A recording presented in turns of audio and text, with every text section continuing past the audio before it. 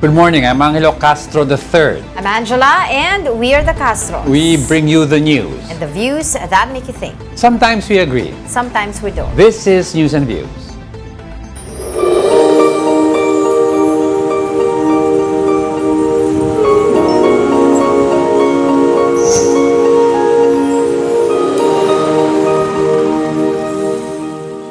First in the news, more devotees are expected to visit churches and attend Mass this Holy Tuesday. Let's check the situation at Baclaran Church in Parañaque with Mobile Journal Daniel Dayao. Daniel, ano na balita?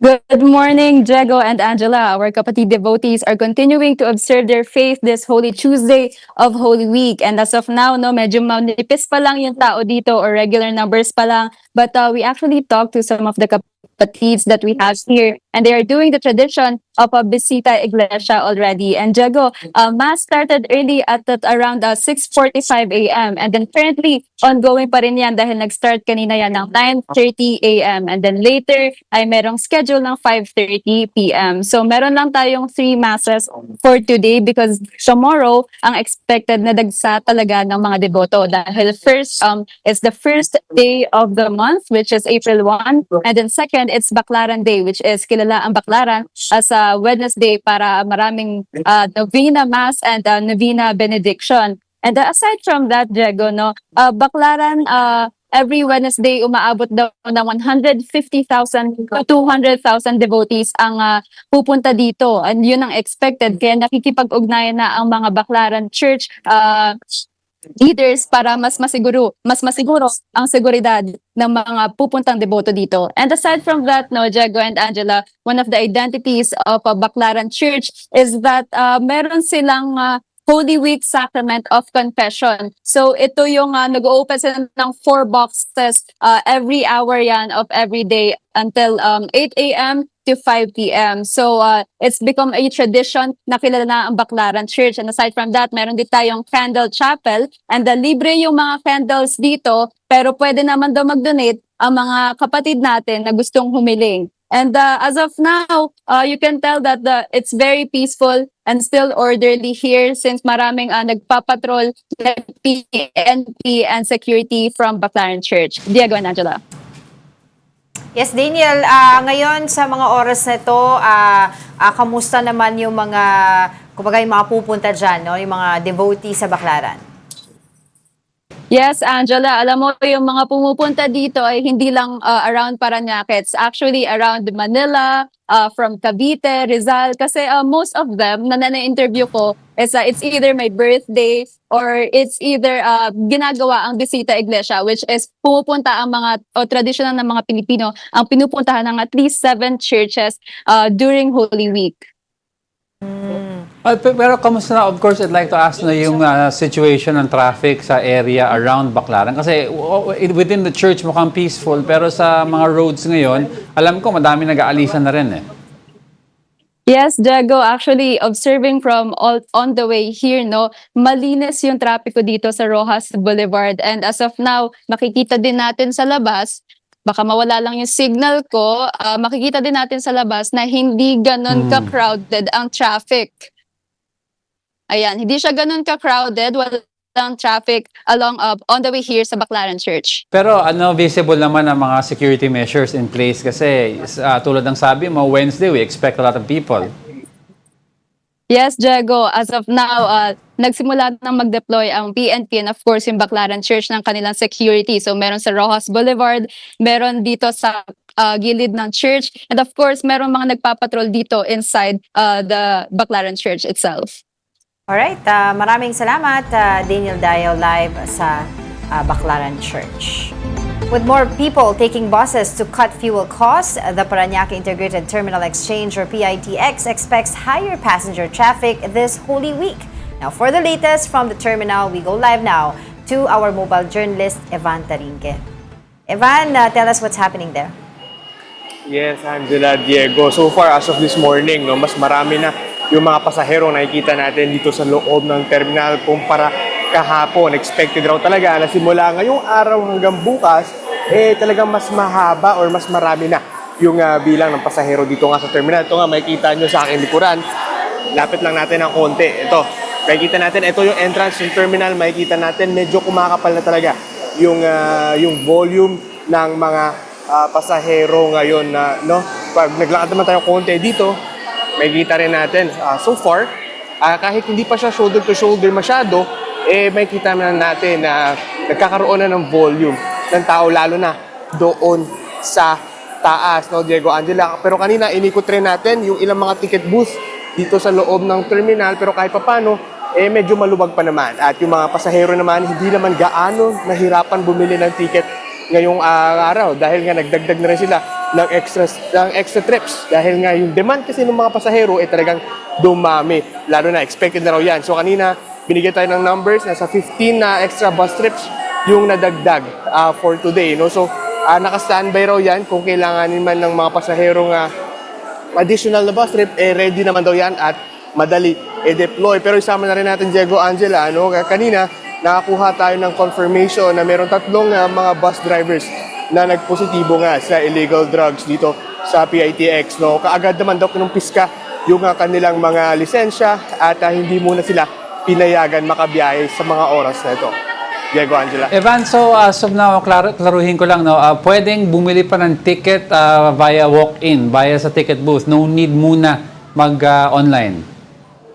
Tama ka dyan, Diego. No? Makakabili ka pa rin naman ng ticket sa walk-in, no? Pero chances are baka hindi mo makuha yung gusto mong oras and ng biyahe. No? Pero advisable pa rin daw talaga na mag-online booking, mag-advance booking para naman daw pagdating dito, sure ka nang may ticket ka na at mag-aantay ka na lang ng bus na sasakyan mo paalis. No? So, mas convenient daw yon and yun yung mas nire-recommend ng mga authorities, Diego. So this time around, Evan, anong blockbuster na biyahe ngayon? Alam mo, Diego, so far hanggang sa ngayon, yung pabayahing Bicol region pa rin talaga. Okay. Yun talaga yung pinaka-blockbuster na punuan so far as of this morning. No? Pero kanina, nag-ikot-ikot tayo ng mga ibang mga biyahe. Halos kokonti pa rin naman yung mga tao doon sa mga ticket booths. No? So yung iba, hindi naman kailangan magmadali. Hindi naman kailangan mag-panic na baka mawalan sila masakyan ng bus.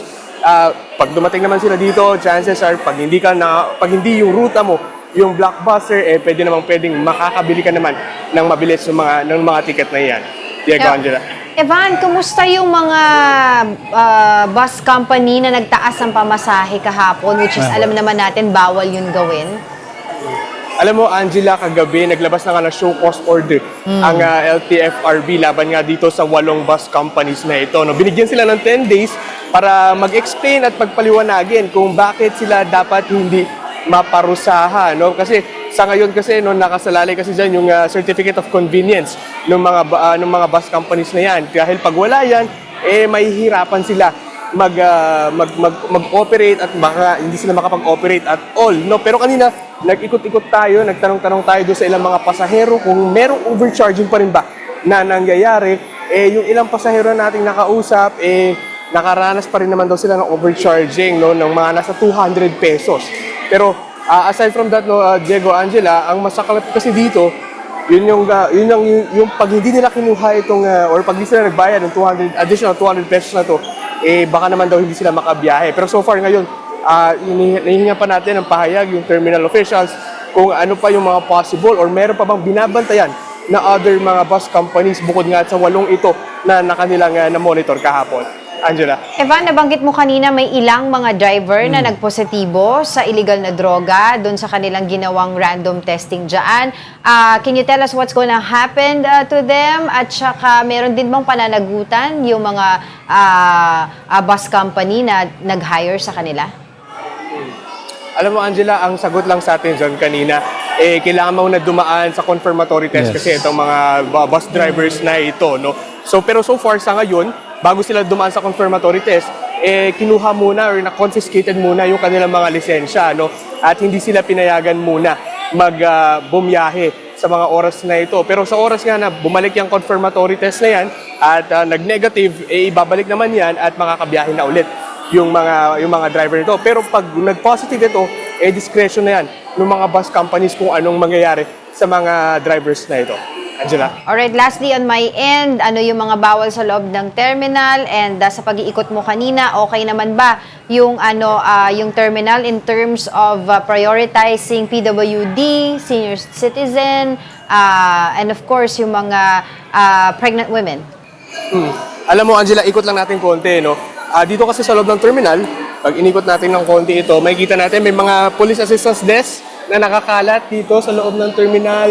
Merong may desk ng LTO at mga BFP, pati ang Philippine Red Cross, no? Meron silang desk dito na pwedeng lapitan ng mga kapatid natin na kinakailangan ng tulong. Yung confiscated items, Angela, bawal pa rin yung matutulis na bagay, flammable materials, at syempre, yung mga barel. Pero silipin natin, ito kasi yung confiscated items, no? So, excuse me, sir, good morning. Sir, okay na ba makita lang namin yung laman?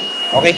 Sige, sir. So, Angela, ito, so far, yung mga laman ng confiscated items, ngayong umaga, ito, makikita natin, may mga lighter. Talagang talamak yung lighter, gunting, no? So, itong mga to, once ma-confiscate, ito turn over yan sa PNP at i-dispose na yan. So, hindi na yan, may panibagong dinagdag si ate. So, ayan, yung mga to, hindi na yan babalik doon sa mga may-ari na yan. So, for disposal na yung mga ito. Diego, Angela? Alright, sige. Maraming salamat sa iyo, Mobile Journal Ivan Tarinque. Now let's head over to NLEX where mobile journalist Francis Rivera is monitoring the traffic situation. Francis, kamusta na ang traffic sa NLEX? May build-up na ba o steady pa rin? Good morning, Angela and Diego. Ngayon, talagang nakapapansin natin, napaka-smooth pa rin nung dating or yung daloy ng trapiko dito sa NLEX Balintawak Toll Plaza. Actually, nakausap ka natin yung isa sa mga representative dito sa NLEX at talagang nag-decrease daw sila ng 3% or in-expect lang nila nasa 10,500 lamang yung dadagdag mula doon sa 30,500 na daily na dumadaan dito sa NLEX. So malaki raw bagay yung malaking factor daw talaga yung tila walang humpay at talagang pagsipa ng presyo ng petrolyo para doon sa ating mga kapatid na motorista. So ikot ko lang kayo dito. Actually, andito ako sa may tapat mismo ng customer service center kung saan alam naman natin na kapag may mga ganitong araw, no, at holiday at ngayon usually Holy Week, talagang punuan ito. Pero kung mapapansin natin, halos ilan na lamang yung mga nagpapakabit ng RFID at ayon nga doon sa representative na nakausap natin, malaking kabuwasan daw to, no, na nakitaan nila ng difference to mula doon sa last year na talagang dinudumog din itong mga customer service. So dalawang factor lang, no, yung isa baka meron na halos lahat or yung pangalawa yun nga ilan na lamang yung lumuluwas ng Maynila at pupunta sa kanilang probinsya. Para naman sa lagay ng trapiko, ito Angelo, Diego, ayan, ikot ko kayo dito. So ito nakikita naman natin halos normal pa rin naman yung situation ng daloy ng trapiko. At meron pa ring 2 to 3 or 3 to 4 lanes ng bukas para doon sa mga naka-cash or cash lane, no? Pero doon sa mga naka-RFID, talagang kita naman natin na tuloy-tuloy yung daloy ng trapiko. So nagkakaroon lang ng build-up pagdating doon sa mga naka-cash lane. So ito yung sitwasyon natin ngayon dito. Actually, ilang oras na tayo nakatayo dito pero ganito pa rin yung nakikita nating daloy ng trapiko at wala pa rin tayo nagtatalang pag-build up. Actually, tinignan din natin doon sa may ibang entry point o toll plaza, no, ay halos ganito lang din yung sitwasyon, no, tuloy-tuloy at halos wala rin talagang light lang yung traffic na naitatala natin. Yeah, pero Francis, Francis, anong sa pamunuan ng NLEX management, no? Anong araw ang ini-expect nilang volume, ang pinaka-peak ng volume of vehicles? Yes, Diego. Yung nakausap natin yung representative sa NLEX, no. Ang ine-expect nila today or tomorrow, since tomorrow yung iba mag-half day daw or iba talaga naka-leave na. So in-expect nila na dating bukas or mamayang gabi. Pero last year daw kasi napansin na nila na Friday pa lang before Holy Week talagang marami na or talagang makapal na yung volume ng mga sasakyan. Pero yun nga yung tinanong natin, kamusta naman yung this year? Talagang halos ganito lang din daw talaga yung sitwasyon ng mga nakaraang araw. Diego, Angela? Well, Francis, tanong ko lang kung ngayon na inaasahan natin na marami ang dadaan dyan sa NLEX na uuwi sa kanilang probinsya or magbabakasyon, ay i-entertain pa rin ba ng pamunuan ng NLEX ang mga sasakyan na walang RFID sticker? Yes, Angela, actually, pwedeng-pwede raw at bukas naman yung mga kanilang customer service center mula 6 a.m. to 6 p.m. at maaari pa rin daw sila magpakabit ng mga RFID sticker dun sa mga ating mga kapatid na motorista na wala pa ring RFID. At meron pa rin naman kasi sila mga cash lane katulad dito sa NLEX Balintawak, may bukas pa yung 3 to 4 lanes na cash lane. So bukas pa naman dun sa mga wala pang RFID. Pero syempre, ini-encourage na rin ng pamunuan ng NLEX na magpakabit na dahil nakita naman natin yung sitwasyon kanina na mas mabilis talaga yung mga naka-RFID kaysa doon sa mga nagbi-build up pa ng line o pila yung doon sa mga naka-cash lane. Yeah, Francis, ano yung kinakabit ng pamunuan ng NLEX? Is it yung Easy Trip o yung unified sticker na linaunch ng gobyerno? Yes, Diego, unified na yung kinakabit dito eh. So pangkalahatan na. So kaya talagang ini-encourage na nila yung mga motorista na hangga't maaari magpakabit na para isahan na lang. So katulad dito, actually dito nga nakakapanibago dahil isa na lamang yung nagpapakabit, no? Dahil unlike doon sa mga holiday na cover din natin dito, talagang punuan at marami nagpapakabit. Pero ngayon halos iilan na lamang. Francis. So, kinakabit dito, Diego. Yes, Francis. So, para malinaw, ang kinakabit dyan is the unified and libre yan, no? Libre, ang load lang ang babayaran mo. Yes, Diego. Ang kinakabit dito ay ang unified na sticker at libre. At kailangan mo lang mag-top up o mag-load mismo para doon sa iyong sticker. Alright, on my end naman, Francis, yung automatic barrier ng mga entry-exit points dyan ng NLEX, okay naman ba? Meron ba mga naitalang mga aberya so far? Actually, hindi natanong natin kanina kung ano ba yung mga problem na na-encounter, kung meron bang mga barrier na nag-error pa rin o katulad doon sa mga RFID na lane, no, na baka hindi tumataas. Yun naman in-assure sa atin na lahat naman daw ito maayos na talagang tumataas at kapag once nga daw na ma-recognize na ng system nila yung or yung camera or system nila yung sticker, agaran naman daw itong tumataas. Yun nga lang para doon sa mga nagkakaroon lang ng problem para doon sa mga insufficient yung laman ng kanilang mga RFID kaya hindi tumataas or hindi sila nakaka-pass through. So may mga solusyon naman na binibigay dyan. No? Una, pwede sila magpa-load na mismo doon sa teller doon sa may toll gate, no? Pwede din sila magpa-load doon. So kung hindi sila aware doon sa laman ng kanilang RFID. Alright. Alright, thank you for that. Mobile journalist Francis Rivera reporting live from NLEX. This Holy Tuesday, passenger volume is expected to surge as many Filipinos head to the provinces for Holy Week. One of the big CS areas is the Cubao bus terminals. We go live now to our mobile journal, Ray Vicente. Ray, kamusta dyan?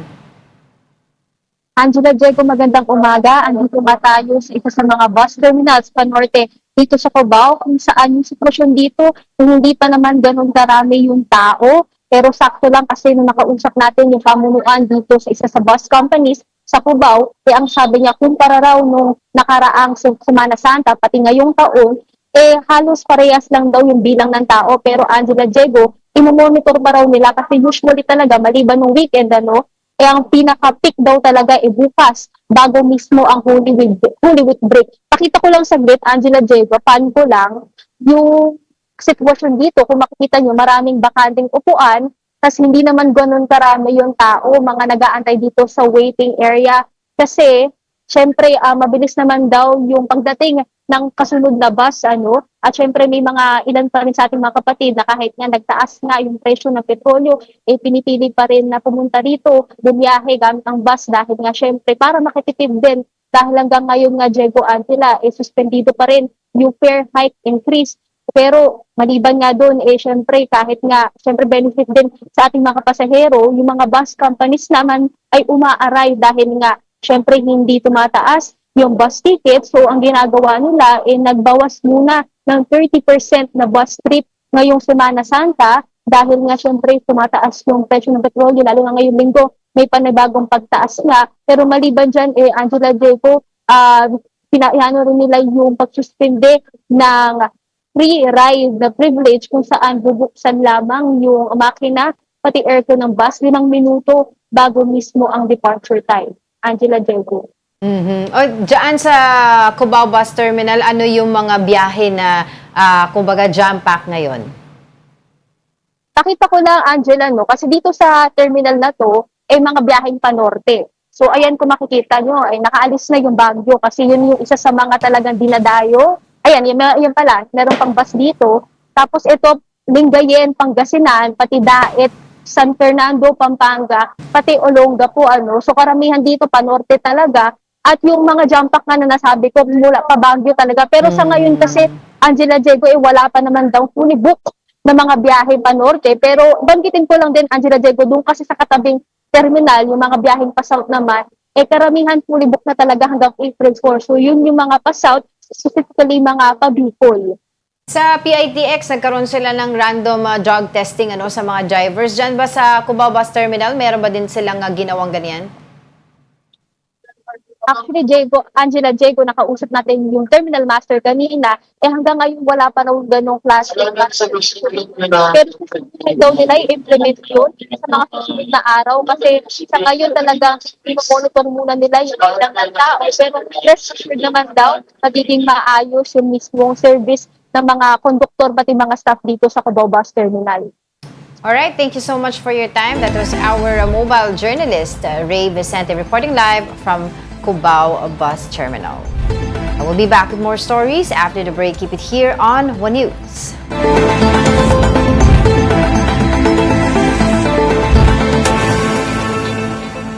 Good morning. You're still watching News and Views here on One News. Effective today, Tuesday, March 31, fuel prices are up for the 4th straight week. Shell implemented a 12 peso and 90 centavo per liter increase for diesel, 2 pesos and 90 centavos for gasoline, and 2 pesos and 40 centavos for kerosene. Sea oil raised diesel by 12 pesos and 50 centavos per liter, while kerosene by 2 pesos and gasoline prices remain unchanged. Petrogas and Uni Oil also increased diesel by 12 pesos and 50 centavos per liter and gasoline by 2 pesos and 50 centavos. Jetty meanwhile hiked diesel by 12 pesos and 90 centavos per liter and gasoline by 1 peso per liter. This latest round of increases is still being driven by ongoing tensions in the Middle East. The country's average oil supply has risen to 50.94 days from 45 days, according to the Department of Energy. Latest inventory data shows gasoline stocks increasing to 59.78 days from 53 days. Diesel supply inched up to 46.93 days from 45.82 days, while kerosene reached 107.88 days compared to 98.93 days previously. Jet fuel posted the greatest improvement, climbing to 62.69 days from 38.62 days in the last report. The DOE said these higher inventory levels reflect a stable and sufficient fuel supply for the country, despite sustained demand. Even though we know that we have enough time to order or look for additional supply, we would like still to remind the public na we need to be very prudent. Dapat sana matipid tayo para hindi mabilis maubos ang ating mga fuel. As a country, this is our major appeal to our fellow Filipinos that we support each other, sama-sama tayo, and let's try to be as magtipid tayo sa electricity and fuel para po hindi po affected po yung ekonomiya natin, yung araw-araw nating pagbiyahe, para yung fuel natin ay sigurado tayo. MMDA General Manager Nicolas Torre III says carpooling will be temporarily allowed to help ease the impact of the oil crisis and reduce the number of vehicles on the road. In an interview with 1PH sa Totoo Lang, Torre clarified that the scheme will not compete with legitimate public transport operators and will only be implemented under strict guidelines. He says passengers must be predetermined with fixed routes similar to point-to-point trips to prevent illegal or colorum operations. Torre added that cost sharing for fuel will be allowed, but carpooling must not turn into a business. Yan po ay mga predetermined. Ang mga pasahero ay predetermined at merong parang manifesto na ito yung mga ito ang mga sakay, pagkatapos ito po ang ruta. Hindi po pwedeng magdi-deviate sa ruta unless emergency na may road closure, may route diversion, pero under normal circumstances, meron silang preset na ruta na pupuntahan.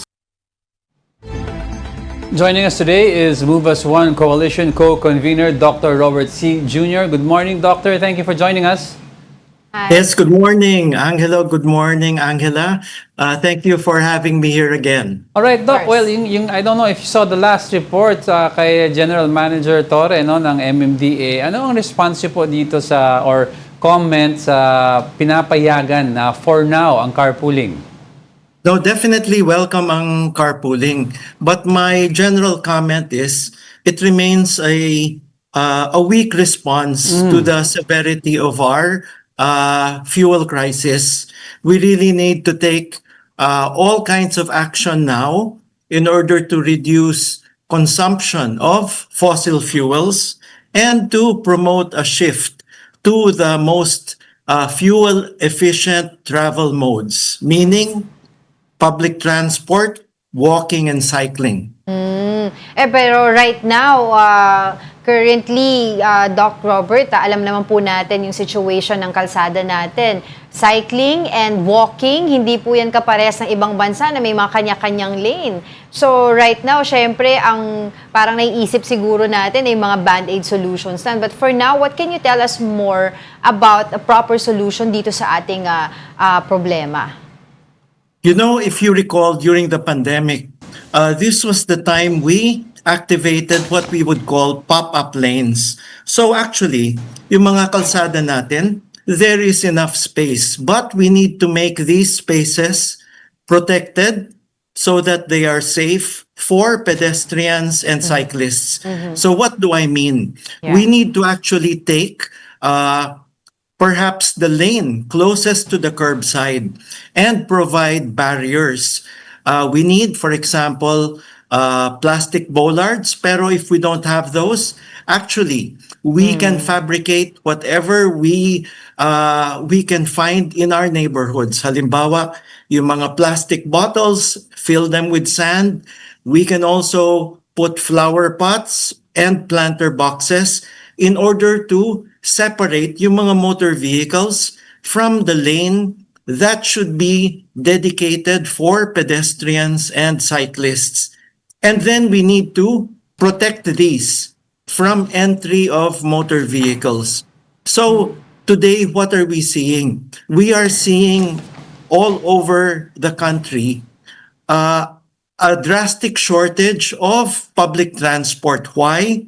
Because many of our transport operators cannot operate viably given the fares that we have today and the cost of fuel. So ordinary commuters, students, ordinary citizens will need to find other travel modes in their localities. We need to make walking and cycling safe for everyone. Exactly. Speaking of making it safe for everyone, moving forward, well, there was a master plan for EDSA na hindi ginagawa kasi due to the traffic, I think natatakot silang to start the project. But what do you think the government needs to do now, and when is the best time to do it? now is the best time in order to transform our situation on EDSA. Today, the EDSA that we see is a car-centric EDSA. And a car-centric EDSA means that we are a car-dependent Right.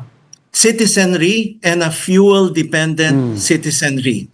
What we need is to transform EDSA into a corridor where all travel modes, especially the travel modes that are fuel efficient, will be safe and attractive.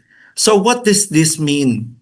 Today on EDSA, we should actually take the rightmost lane, the curbside lane, and create again what we would call yung protected bicycle lane, together with also a pedestrian walkway.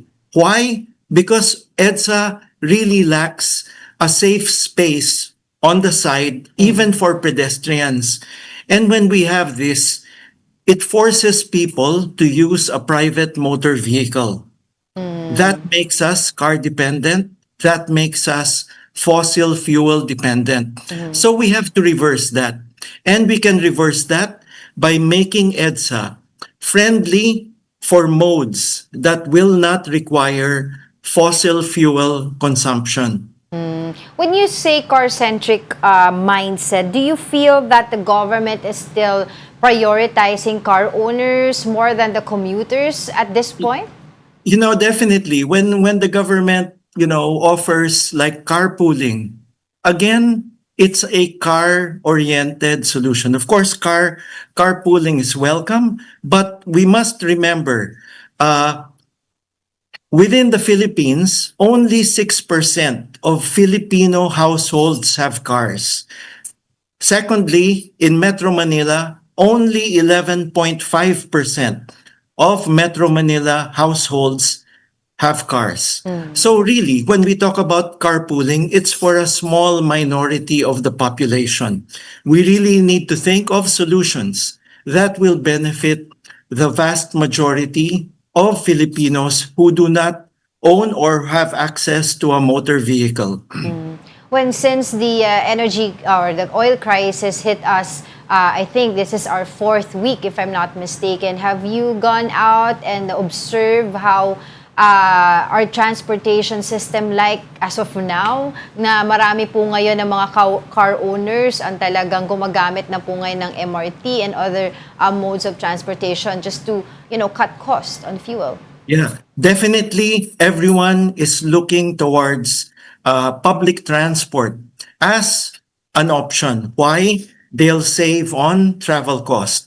Unfortunately, when we go and see, for example, our train lines as well as our road-based public transport, yung jeepneys and buses natin, we find that the supply is sorely insufficient.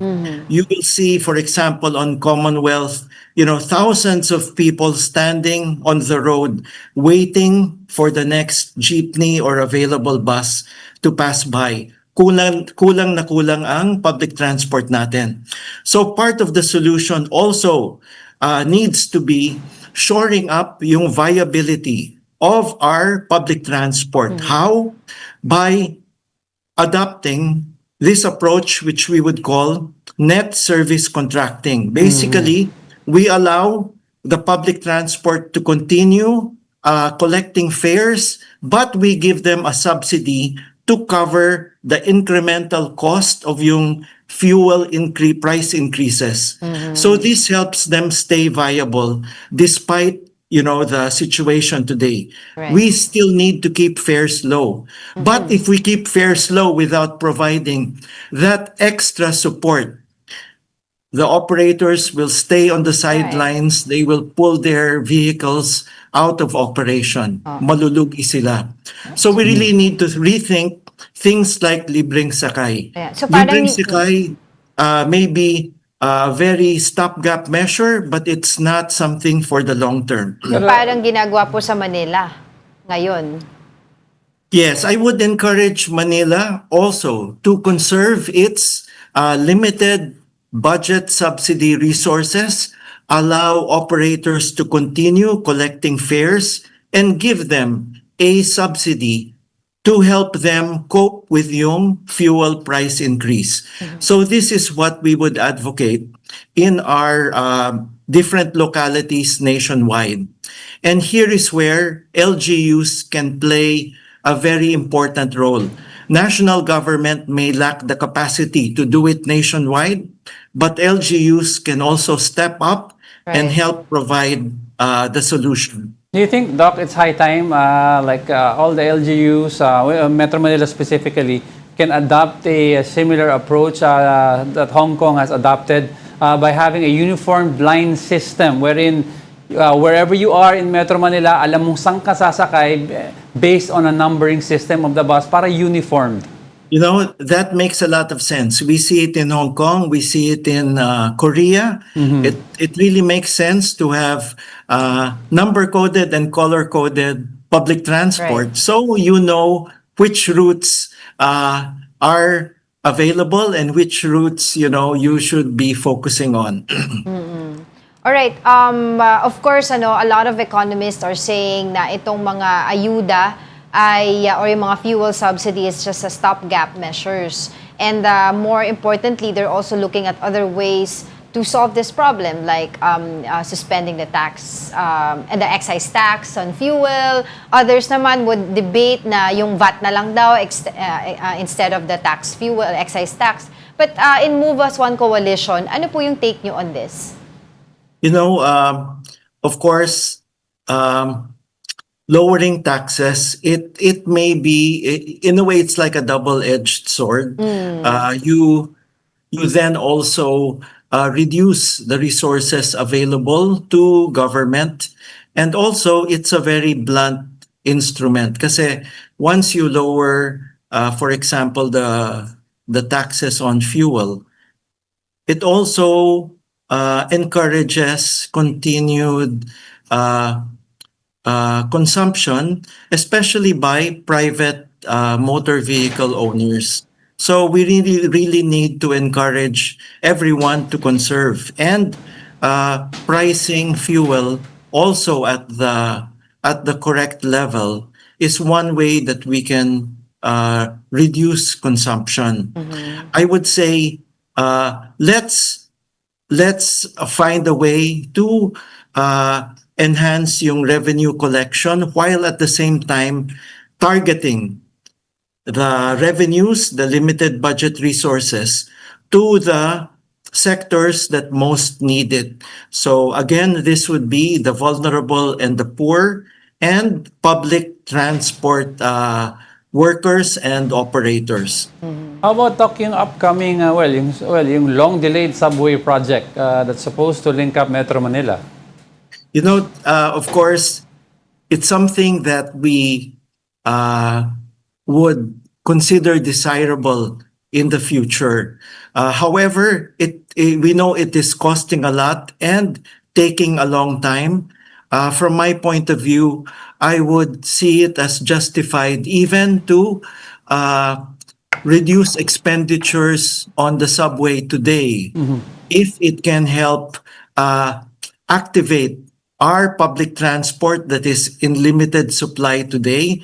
And second, there might be other options such as bus rapid transit that can deliver results earlier. So there are many options we need to consider today in this crisis, and one of those might be to actually give less priority to infrastructure that will still be 6, 7, 8 years from now, and prioritize the needs that we have today. And lastly, do you also think, based on the supply that we have, that the government is telling us, ay magkakaroon po tayo ng mga fuel rationing? And if that will be a possibility, ano po ang dapat gawin? We should be prepared for that scenario. It is, I think, a very real possibility today that our supplies will be limited. We will not be able to source the quantities that will enable our normal operation. So if we have to ration limited supplies, for me, it should be prioritized to the most efficient and socially desirable uses, meaning public transport that will move many more people than private motor vehicles. And number two, freight and logistics for essential goods and services. Thank you. Alright, on that note, maraming salamat po sa inyong oras sa Move as One Coalition co-convener, Dr. Robert C. Jr. Thank you for joining us today. The Trade Department is stepped up monitoring of prices of basic and prime commodities amid rising costs. We go live now to Taguig with Mobile Journal, Amy Atienza. Amy, go ahead.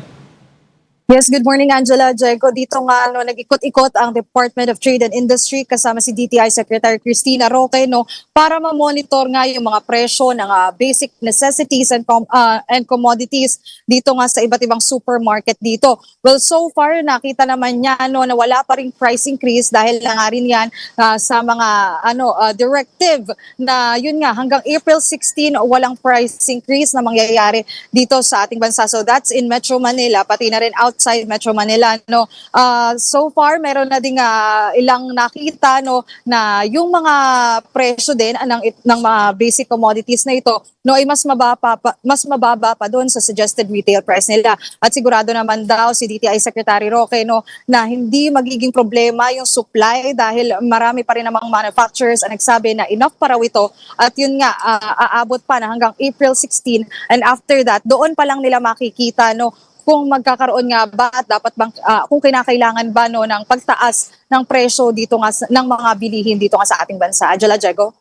Amy, on my end, if ever may mga consumers ngayon na makakakita na medyo lumilihi sa mga supermarkets dun sa mga pinag-uusapan yung tungkol sa kanilang pagbabantay sa presyo, papaano nila at saan nila pwedeng isumbong ito?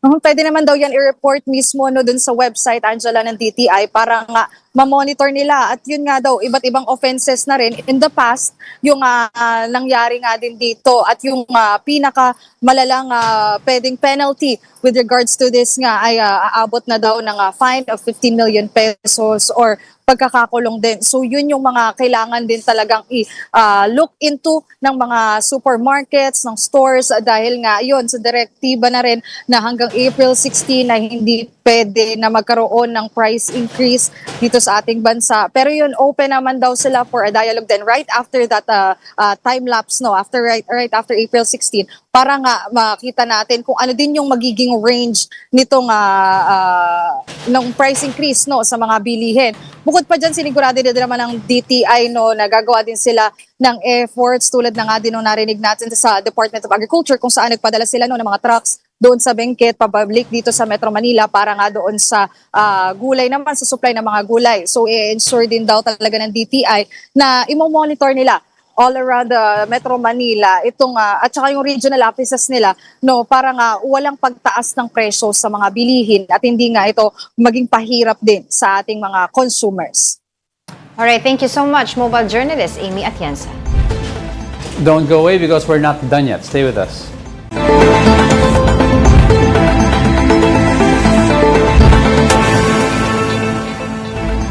Welcome back. You're still watching News and Views here on One News. Amid rising tensions in the West Philippine Sea, legal experts and scholars are pushing for better public understanding of maritime laws and the country's rights under international law. This as recent incidents in the area continue to heighten concerns over sovereignty and regional security. Mobile Journal Marimon Reyes has the details. Even for national political issues, Filipinos tend to turn to their neighborhood attorneys. Minsan, kapag may mga isyong nasyonal, lagi tayong nagtatanong, ano sa tingin nyo, attorney? Tama po ba ang sinasabi niya? Pero alam natin na hindi dahil lawyer, ay alam na ang issue sa West Philippine Sea. Kahit nga lawyer na at senador ka pa, pwede rin hindi talaga alam ang issue ng West Philippine Sea. The National Symposium on the Law of the Sea and the West Philippine Sea, organized by the WPS Foundation alongside the UP Institute for Maritime Affairs and Law of the Sea and University of Asia and the Pacific Law School, held its first day yesterday, engaging with participants from various law schools. This is to ensure that legal frameworks on the much-debated West Philippine Sea and international law is not only understood by the book, but can also be clearly explained to the public, especially as recently, a near-collision incident involving a Philippine Navy warship and a Chinese warship took place near Pag-asa Island in the WPS, further escalating the tension in the area. In the international and local context, panelists went through the fundamentals such as the early doctrines of the law of the sea, baselines and territorial seas under the UNCLOS, and the Exclusive Economic Zone or EEZ, and the rights and responsibilities granted to coastal states, including sovereign rights over natural resources and jurisdiction over certain economic and environmental activities. The emphasis in determining what counts as innocent passage is looking at what a ship is actually doing. So that emphasis is important because ships can sail through, and perhaps the very fact that a ship is sailing through, if it is a warship, that some coastal states will consider it threatening that a warship is coming so close to its coastline. But if it is just sailing through, then that is the exercise of the right of innocent passage. In talks of the ongoing conflict in the Middle East, which continues to affect oil supply and sectors of the Philippines, Attorney Batong Bakal from UP then said the country has to be very cautious and to deal with the possible oil and gasoline exploration with China at arm's length. He added, the Constitution and laws are indeed there to contend with, however, we are yet to know what the other side of the fence truly has in store. I think that this agreement has to be first preceded by demonstrations of sincerity and trusted confidence. All I know is that we should be even more vigilant and more prepared for possible contingencies on account of their activities tending to be more provocative and more risk escalatory than ours. By the end of day one, retired Supreme Court Associate Justice Antonio Carpio also presented a copy of the 1875 Carta General del Archipelago Filipino, considered the most detailed and complete official depiction of Philippine territory during the Spanish regime. Two political powers that ruled the Philippines for 381 years agree with the map, alongside the many treaties the country engaged with. China is bound because China never objected to these treaties. The 1898 Treaty, the 1900 Treaty of Washington, and even the 1930 Treaty with the British, they are not making our boundary in southern Philippines. And China did not only object, China submitted a position paper, and China voted Philippine Constitution. The Philippine territory comprises the territory ceded to the U.S. by Spain in the Treaty of Paris of 1898, and the islands embraced in the Second Treaty of Washington of 1900, and the treaty with the UK demarcating the southern boundary in the Philippines. China agrees that Philippine territory is governed by the three treaties, especially the Treaty of Washington. So it cannot get out of that admission because it's a judicial admission, it's the highest form of admission. Kapatid Mobile journalist Mary Mon Reyes, we are One News.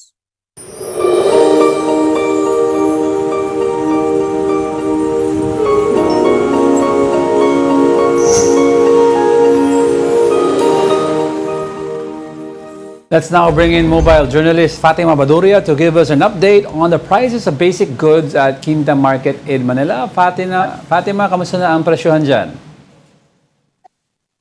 Diego, Angela, wala pa rin pagtaas ng presyo na nakikita dito sa Quinta Market, no, posible lang daw na magtaas yung presyo ng isda ngayong Semana Santa. Pero hindi pa yan sigurado, no? Nakadepende raw kasi sila sa pagdating ng supply. Araw-araw kasi nga dumadating yung mga nagde-deliver sa kanila dito ng isda, no? Ang inaabangan daw nila ay kung magtataas yung singil ng mga nagde-deliver o kung pababawasan yung supply, kasi tinitignan din nila, no, baka raw kumunti yung mga nagde-deliver dahil na mas marami nang nagpapakasyon ngayong Semana Santa. At actually natanong ko rin kung nagtaas na ba yung singil sa kanila ng mga nagde-deliver. Actually, swerte nga raw sila, sabi nila, dahil hindi pa raw nagtataas ang singil sa ngayon, no? Ang natanong ko nga, 100 pesos daw ang singil ng mga nagde-deliver sa kanila. kada banyera ng isda o yung parang batyano na nilalagyan ng mga isda. At usually daw mga 4 hanggang 10 yung ino-order nila na banyera. So nasa 400 to 1,000 pesos yung kuha nila dun sa mga isda araw-araw, no? At hindi pa raw yan tumataas, so hindi rin daw sila nahihirapan pa, no? At steady pa rin yung presyo ng mga isda, no? Sa ngayon nga, ang tilapia ay nasa 160 to 170 pesos. Ang bangus naman nasa 260 pesos per kilo. Galunggong 250 pesos per kilo. Ang pusi 380 pesos per kilo at ang hipon ay 500 pesos per kilo. Ganun din, no, yung ibang mga bilihin dito, ang karne, ang bigas, ang gulay ay steady pa rin ang presyo sa ngayon at pasok pa rin doon sa naitatalang listahan ng price page ng Department of Agriculture sa isinasagawa nilang bantay presyo. Diego. Right, thank you for that, mobile journalist Fatima Baduria. The Manila City government is rolling out its Libreng Sakay program to help commuters amid rising transport costs. We go live now to Mobile Journal Arles de los Santos. Arles. Angela at Diego, nandito nga tayo ngayon, no, sa Maynila, dito mismo sa jeep, kung saan ito nanggaling na ito doon sa May Moraita. At ngayon, nandito na tayo sa Divisoria. Kung titignan nyo sa aking likuran, medyo wala ng tao kasi ito yung endpoint, no, ng biyahe na ito ng jeep. Pero nandito si Mother, dito sa kabila, dito si Mother. Siya yung natitira na isang pasahero dito. Mother, asawa niyo po, gaano po ba kalaking tulong ito sa inyong pamilya na syempre di kayo mahirapan masyado kahit papaano? Kasi di na malaking tulong talaga. Okay, so ito, nagkakaroon na ulit ng mga pasahero dito, Angela at Diego, no? Pero alam nyo ba, ngayong araw pa lamang ay nasa 14,000 na agad yung natutulungan ng libreng sakay na ito. No, para yan sa 497 na mga jeep na bumabiyahe ngayong araw. Pero kahapon sa unang araw nito ay pumalo ng 129,000 yung pasaherong napagsilbihan nito para naman sa 1,000 na mahigit na mga jeep na bumabiyahe. No? Meron tayo ditong kasama, Angela at Diego. Ito si Kuya ay mula siya sa Manila Traffic and Parking Bureau. So, sir, pwede mo bang ipakita sa amin kung ano yung nasa papel na yan? Pwede mo ipaliwanag sa amin? Ito po yung... Sige, Kuya. Ito pong name of drivers. Ito po yung mga biumahe ngayon. Inaantabayan na po namin silang biumahe. Ito naman po yung traffic enforcer na sa kanila, nag-assist. Tapos ito po yung plate numbers. Yan. Ito po yung biyahe, Moraita Divisoria. Makikita nyo po rito kung ilan po ang nasakay nila dun sa starting point po namin.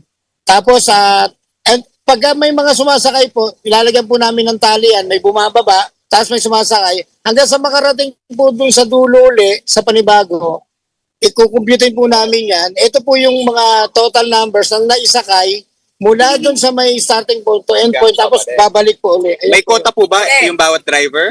Wala naman po. Yung mga libre lang na gustong sumakay po, wala man naman po silang quota na makasakay ng ilang commuters natin. Thank you po, sir. So ngayon, Angela at Diego, ay pabalik tayo doon sa May Moraita, no? At makikita ninyo, dahan-dahan nang nadadagdagan yung mga pasahero dito sa aking likuran. Ayon sa mga driver na iba pa nating nakausap, malaking tulong daw ito kahit papaano, no? Dahil may ibsan yung kanilang bigat na